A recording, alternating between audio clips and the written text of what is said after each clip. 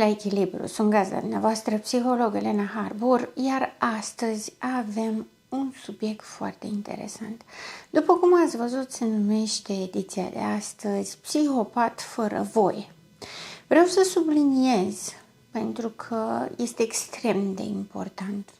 În primul rând, diagnosticarea, după cum spuneam și în edițiile trecute, se face în cabinet sau în clinică sau în spital atunci când este necesar. Necesară ajunge să fie atunci când aduce perturbări în viața persoanei. Se întâmplă ceva, ori în relație cu ceilalți, ori persoana trăiește anumite acțiuni dezadaptative și niște trăiri care nu o lasă să-și revină și să poată să gestioneze situațiile prin care trece sau să-și gestioneze propriile emoții. Fac această precizare pentru că aș vrea cumva să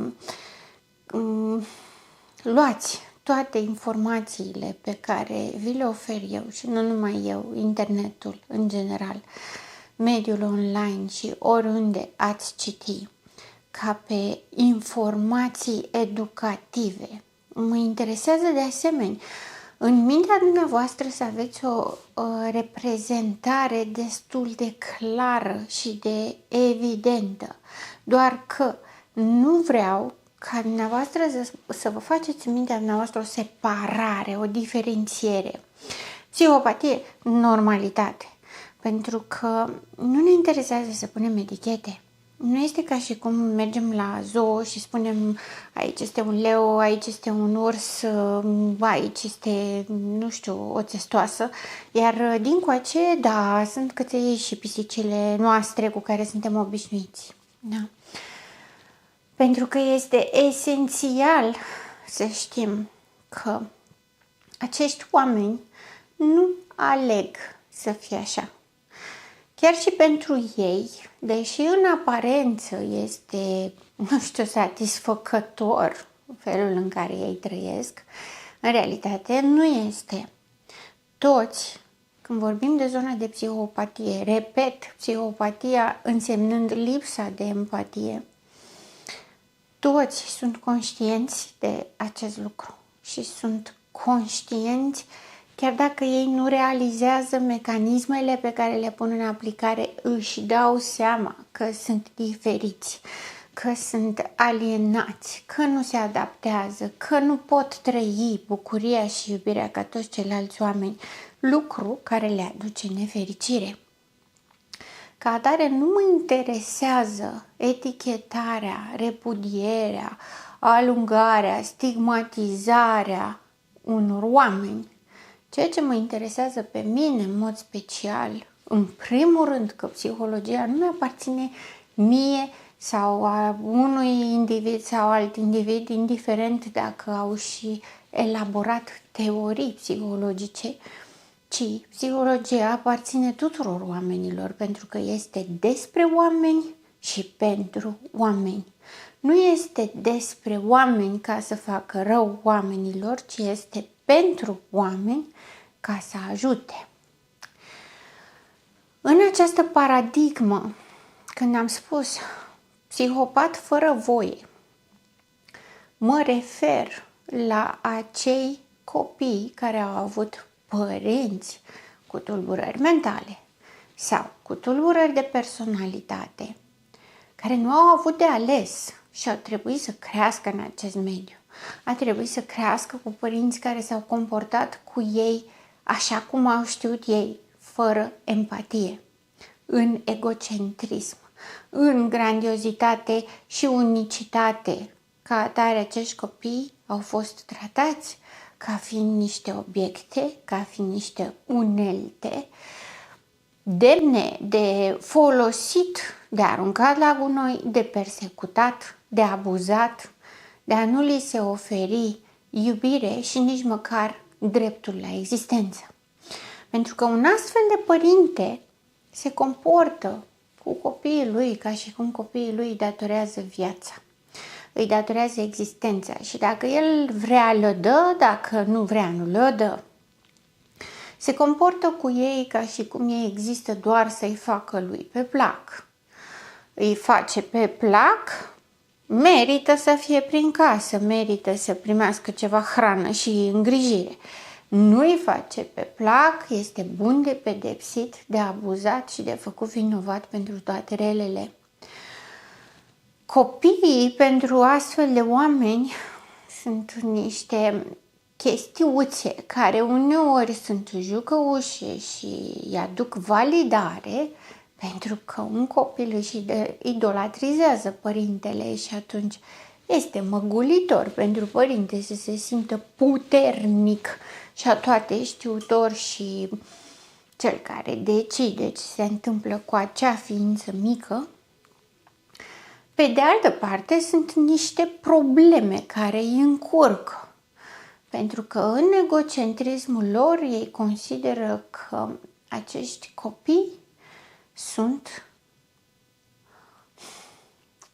cei care îi pot ajuta într-o situație de manipulare, ca de exemplu într-o situație de divorț îi pot folosi pe post de arme împotriva celuilalt partener sau îi pot valida în fața societății, uite ce părinte bun sunt eu, sau îi pot folosi să-i trimită la înaintare să obțină niște lucruri sau să le facă menajul sau orice altceva, însă în egocentrismul lor și în viziunea lor limitată privind singurul adevăr este doar al lor, aceste mici ființe sunt scâitoare. Le cer atenție, plâng mult, sunt capricioși, au nevoie să fie îngrijiți, au nevoie să fie susținuți, au nevoie să fie duși la școală, luați de la școală, să se facă teme cu ei, să fie spălați, să se joace cineva cu ei. Toate aceste nevoi, având în vedere că pentru psihopatie nu există altcineva în afară de propria persoană, sunt săcăitoare, enervante, consumatoare și, după cum spuneam și mai devreme, îi pun piedici în a-și trăi viața așa cum dorește. Nu mai poate să meargă la cluburi tot timpul, nu mai poate să facă petreceri tot timpul, nu mai poate să fie, nu știu, marele cuceritor, pentru că respectivele știu că are copil, sau, ca mamă, nu mai poate să-și aleagă un partener după care să plece în lume, pentru că are copil și are responsabilități. Ca atare, acești copii au crescut considerându-se pietre atârnate de gâtul părinților. Au crescut în neglijare emoțională. Au crescut în abuz și în pedepse chiar și atunci când nu era vina lor. Au crescut crezând că nu merită să fie iubiți și nu sunt suficient de buni ca să fie păstrați în viața cuiva.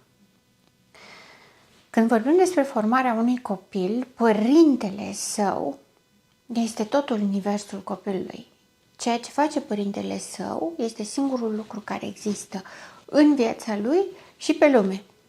Ca atare, este extrem de importantă părerea părintelui despre el ca și copil, atât de importantă încât decide practic cine este sau cine o să fie mai departe în viața sa. Au existat tot felul de controverse vis-a-vis de ce se întâmplă cu copiii care au părinți psihopați sau narcisici. Deși de multe ori se spune că nu are nicio legătură copilul cu părintele, una e părintele, alta este copilul, deși au existat și există în continuare cazuri, nu unul, foarte multe, în care copiii sunt total diferiți între ei, chiar crescând în același mediu și cu aceiași părinți și chiar și având același sex.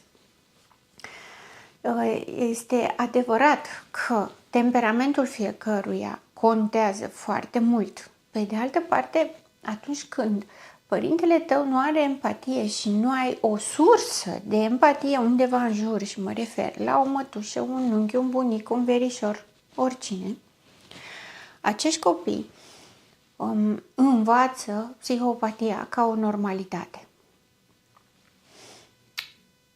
Învățând psihopatia ca o normalitate, există două tipologii de răspuns la asta ca mecanism de apărare. Copilul se identifică cu patologia în speranța de a vorbi aceeași limbă cu părintele și să-și vadă părintele mulțumit și dobândește caracteristicile psihopatiei ca mecanism de supraviețuire, sau face exact pe dos și provoacă tot ceea ce părintele psihopat îi acuză sau îi cere pe nedrept. Având în vedere că vorbim despre copii, ceea ce înseamnă că la nivel neuronal nu există o diferențiere foarte clară a ceea ce este bine și ceea ce este rău la nivel de profunzime, când nu putem face această diferențiere, totodată raportul față de sine este încurcat, ca să spun așa, pentru că la nivel superficial știm că dacă primim o palmă de la părinte nu este un lucru ok, sau o bătaie, că de obicei nu este doar o palmă, știm că nu este ok. Pe de altă parte, pentru că părintele ne spune că a fost vina noastră, vom lua ca atare că a fost vina noastră și o bătaie devine justificată. Adică această raportare dintre bine și rău ajunge să fie confuză sau, cum spuneam mai devreme, încurcată. Acești copii care ori se identifică, ori se rebelizează, nu au un raport real față de normalitate. Pentru că, așa cum am precizat și în edițiile anterioare, psihopatia, narcisismul au o perspectivă unică a realității și ei exclud normalitatea. Pentru ei normalitatea este banală, mediocră, trebuie înlăturată, numai fraierii trăiesc asta, numai incapabilii, numai proștii este cuvântul pe care îl folosesc ei de obicei. Ca atare implementează copiilor că ei trebuie să fie special deosebiți, ei n-au voie să fie normali. Ca atare, zona asta de normalitate nu numai că este pusă în umbră și copilul nu are acces la reperele și valorile normalității, să poată să discearnă și să poată să-și aleagă, este și repudiată și umilitoare pentru ei. Ca atare, acești copii cresc cu normalitatea lor să fie psihopatia. Mă întreba cineva zilele trecute dacă din doi părinți cu psihopatie și narcisism, 4 copii ies cu tulburări sau fără tulburări.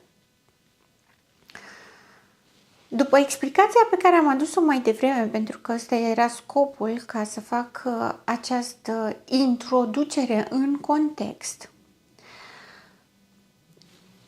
răspunsul este că întotdeauna acești copii vor manifesta ceva.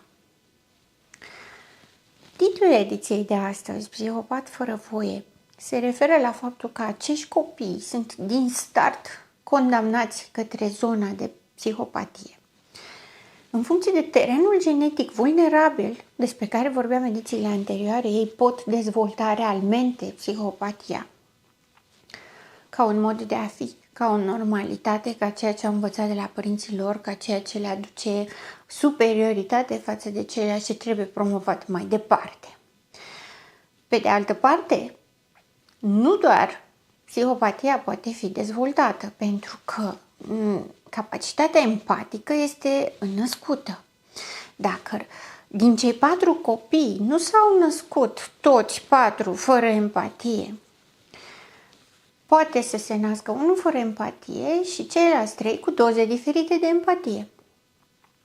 Atâta timp cât avem o doză de empatie, putem să avem în această situație tipică diferite tulburări de personalitate. Tulburarea de personalitate, deși are în caracteristica ei o capacitate de empatie foarte diminuată, poate să se manifeste diferit. De exemplu, cu un părinte narcisic, având în vedere că el este supremul, unicul, grandiosul, nimeni nu-i comentează, nu suportă critica, toți sunt născuți ca să-l slujească, copiii pot dezvolta atât personalitate narcisică, pot dezvolta cât și personalitate histrionică, adică să facă pe plac, să fie cine zice părintele că trebuie să fie, dar în interiorul său nu este așa, dar renunță, sacrifică tot ce ar fi în interiorul său real, autentic, sănătos, le sacrifică pentru ca să scape de abuzul părintelui narcisic și atunci devine personalitate histrionică, cere foarte multă atenție, se comportă ca un narcisic într-un spectacol, pentru că știm foarte bine, histrionicul este cel la care îi se spune că face teatru.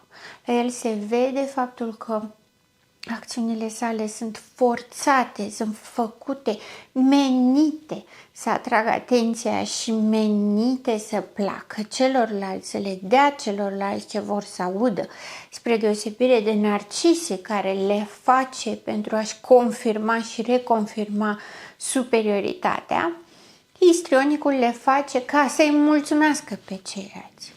Deci, cum spuneam, avem părintele narcisic, poate să aibă un copil narcisic, un copil histrionic, poate să aibă un copil compulsiv. Compulsivul este tot un perfecționist, dar cel care trebuie să le aibă pe toate la dungă, extrem de organizat, extrem de disciplinat. Totul este într-un singur fel. Are caracteristică comună cu narcisicul această perspectivă unică a adevărului, singura pe care o poate înțelege, și atâta timp cât respectă pașii, adică este ordinea care trebuie. Sau, ca să continui, copil psihopat. Nu are cum să fie un copil normal, pentru că nu îi se oferă posibilitatea la normalitate. Am vrut să fac această precizare în mod excepțional în ediția de astăzi, pentru că vis-a-vis de teoriile despre care vă vorbeam în edițiile trecute, că există terenul genetic, mediul în care crește copilul și experiențele de viață care îl modelează ca personalitate privind ceea ce înțelege despre lume și despre viață. Când ai un părinte narcisic, lumea este un loc amenințător. Tu nu meriți să existi nici în propria ta viață, nici în propria ta familie. Lumea de afară este și mai rea și mai amenințătoare, pentru că narcisicul consideră că lumea este invidioasă pentru superioritatea pe care o are el și lumea vrea să-l distrugă și lumea vrea să-l atace în permanență și ca atare el răspunde cu răutate. Când un copil al lui plânge, narcisicul reacționează cu furie și spune: tu vrei să mă manipulezi, tu vrei să-ți bați joc de mine, vrei să mă impresionezi, dar nu-ți merge cu mine. Pentru că el așa ar face. Și pentru că am mai vorbit despre asta, ceea ce trăiește narcisicul în interiorul său nu acceptă că sunt ale sale și le atribuie celorlalți, se numește proiecție. Ca atare, el ar fi în stare să aibă comportamentul ăsta cu scop manipulativ și atunci când copilul său plânge, va considera că acest copil al lui se comportă în acest fel special ca să-l manipuleze și ca să obțină de la el ceva anume. Ca atare, comportamentul este de pedeapsă și de respingere. Niciun copil, indiferent că are teren genetic vulnerabil, că nu are, că s-a născut în normalitate, în capacitate de empatie, cu toate resursele pentru sănătate psihică și emoțională, care trăiește în mod frecvent tipul ăsta de răspuns al părintelui față de sine, nu are cum să rămână în normalitate. Ca atare, tipul ăsta de interacțiune, pentru că, da, teoretic se numește educație, doar că nu putem să o numim educație având în vedere că din toate punctele de vedere este doar abuz psihoemoțional și manipulare, deci nu putem să o numim educație. Dar ăsta este tratamentul pe care l-au primit copiii aceștia în mod real. Ca atare, nu ne putem aștepta ca ei să fie armonios dezvoltați, pentru că nu au avut cum, nu au avut această șansă.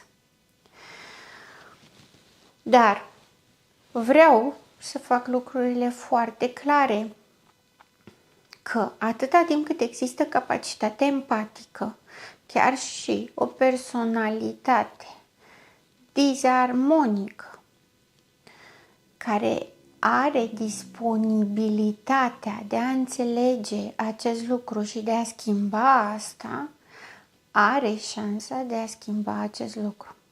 E adevărat, voi fi foarte pragmatică și foarte explicită în această zonă, pentru că nu vreau să ne facem speranțe greșite, nu numai deșarte, greșite, să ne imaginăm că o personalitate disarmonică o vom face armonioasă. Lucrul ăsta nu se poate întâmpla, pentru că atunci când diagnosticăm o personalitate disarmonică, este clar undeva la 36, 40, 45 de ani, nu apucăm să facem această diagnosticare până în vârsta de 24 de ani, când se maturizează sistemul neuronal nervos central. Da?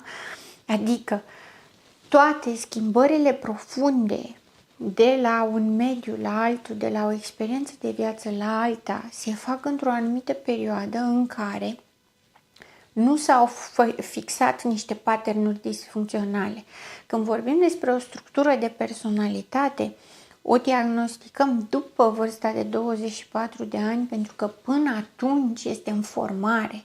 Experiențele de viață, mediul în care trăiește, relațiile pe care le are și potențialul genetic, toate se manifestă concomitent, schimbând, alternând. Tocmai de aceea și adolescența, perioada adolescenței n-a fost considerată o perioadă în care se poate face o diagnosticare și ca atare toată area de diagnosticare privind structura temporară de personalitate se face pentru momentul acela, în cadrul acela, sau se face un inventar, o anamneză pe termen lung, pe ani de zile, ca să putem să spunem că este o personalitate sau alta, dar nu la un moment anume facem un test și știm că este o personalitate sau alta. Nu până în 24 de ani. Pentru că structura de personalitate înseamnă un pattern stabil pe ani de zile. Este ceea ce caracterizează persoana în gândire, în reacții, în emoții, în interpretarea lumii, a vieții și a propriei persoane, în toată dinamica vieții sale.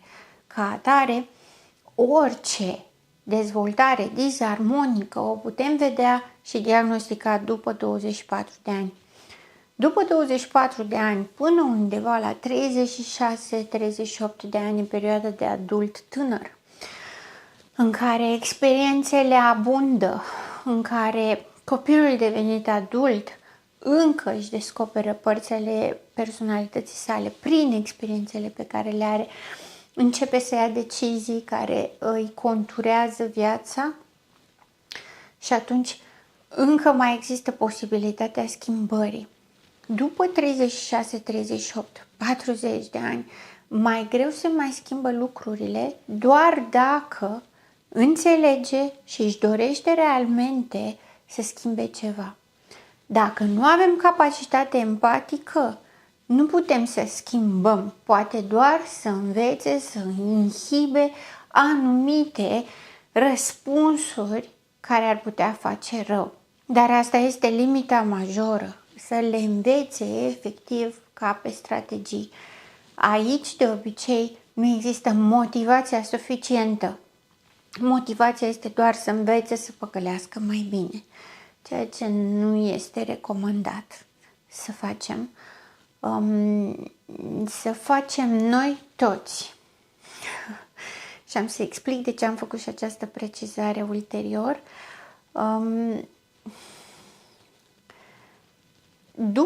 Dacă avem un minim de empatie,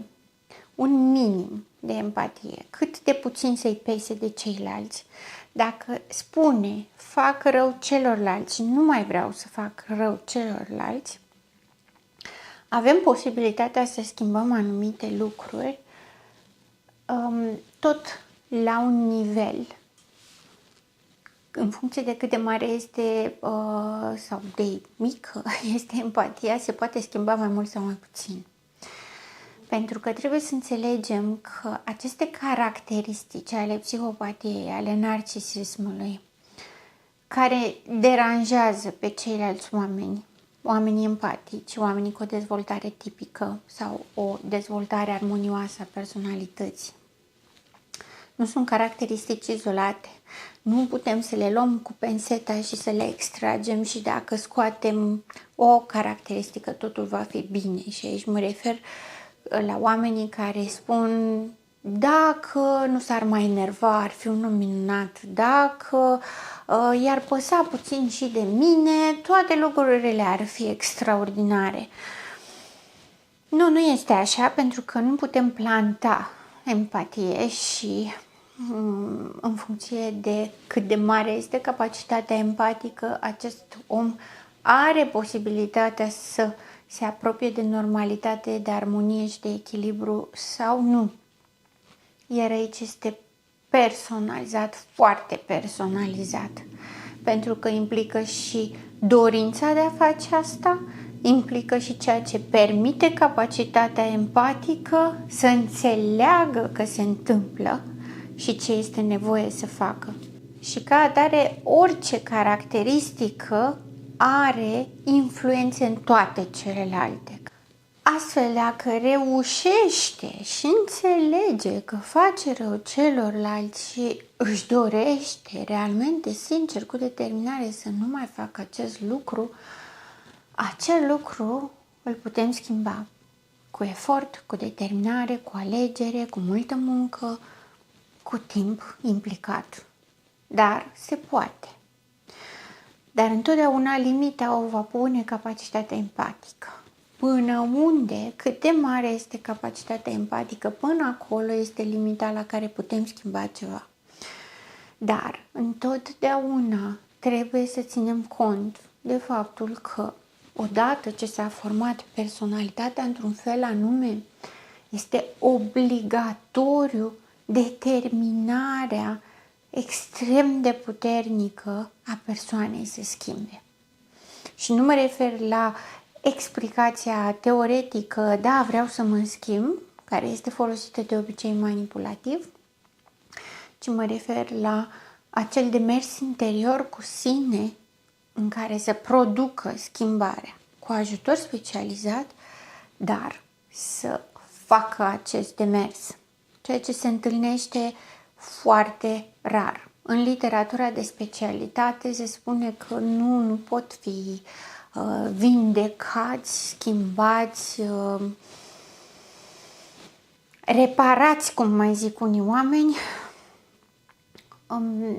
dar această variantă a imposibilității vindecării a fost ca o concluzie a faptului că nu vor să meargă la terapie și a capacității empatice lipsă. Pentru că atunci când ai în fața ta un om care își dorește să facă rău, oricât de mult ai încercat să-l înveți ce înseamnă binele și ce beneficii ar avea din asta, nu face altceva decât să-ți râdă în față, să-și bată joc de tine și eventual să-ți spună ție că tu ești dereglat. N-are nevoie de ajutor. Ori pe o astfel de tipologie, o astfel de caracteristică nu poți lucra. De asta s-a tras concluzia că nu se pot recupera aceste tipologii. Mai vreau să fac precizarea că este extrem de important ca noi, cei care avem informații, avem informații cu scopuri diferite. Eu, ca terapeut, am nevoie de aceste informații, am nevoie de diagnosticare, pentru că intervenția se face total diferit într-un caz de schizofrenie versus un caz de tulburare de personalitate. Și atunci este extrem de important să fac parte de diagnosticare. Suntem noi specialiștii care avem nevoie de informațiile acestea ca să putem să avem o atitudine corectă, chiar dacă corectul pe care îl avem noi nu o să le placă niciodată persoanelor cu tulburări de personalitate. Întotdeauna vor fi revoltate și de faptul că vorbim despre aceste lucruri și despre faptul că oferim informații și despre orice posibilitate de intervenție. Vor fi foarte deranjați și vor acuza foarte mult și vor proiecta tot ce simt ei despre ei, vor proiecta despre noi specialiști. Pe de altă parte, mai sunt oamenii care sunt fani psihologie, care citesc cărți de dezvoltare personală și care încearcă, gândindu-se că acești oameni care au tulburare de personalitate sunt oameni care n-au fost iubiți și nu au nevoie decât de iubire ca să meargă mai departe și să-și revină, cum spune toată lumea. E bine, este o greșeală, pentru că dacă într-o această tentativă de a, salva probabil pe cineva și de a le oferi iubire și soluții, se aplică metoda aia pe care am tot auzit-o și nu pot să zic că sunt de acord cu ea deloc. Să te uiți în oglindă în fiecare dimineață și să spui de 10 ori: sunt minunată, sunt frumoasă, sunt extraordinară.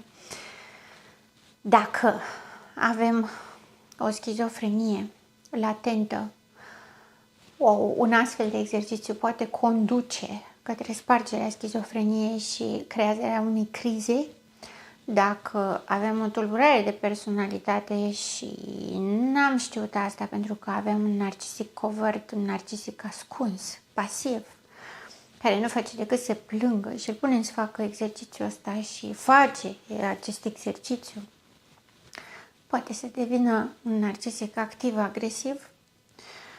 Iar la o persoană în normalitate care suferă și trece printr-un doliu, să se uite în oglindă și să spună că este extraordinară și minunată, nu poate face altceva decât să-i accentueze starea de depresie și poate, Doamne ferește, să-i trezească o ideație suicidară numai din cauza accentuării vinovăției.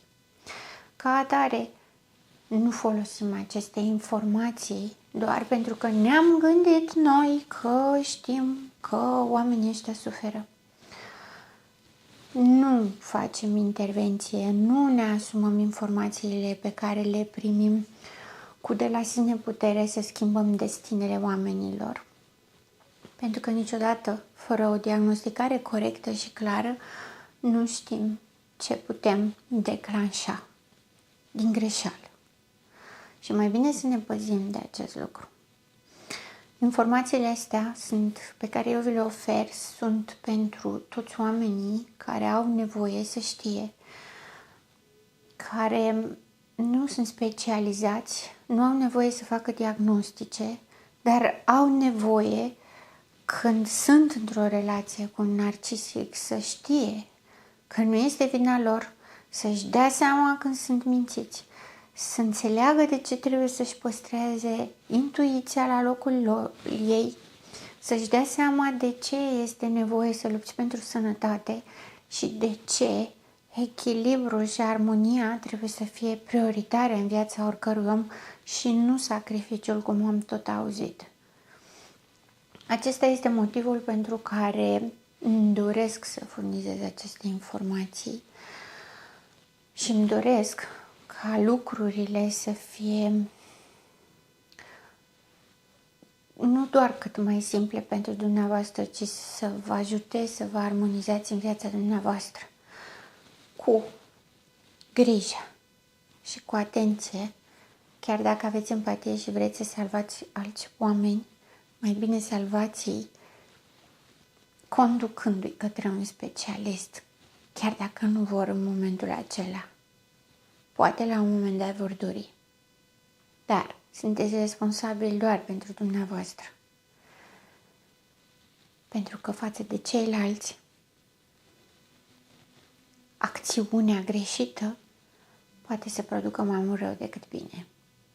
Și asta aș vrea să evităm pe cât de mult posibil. Sunt gazda dumneavoastră, psiholog Elena Harbor, și până data viitoare, rămâneți în echilibru.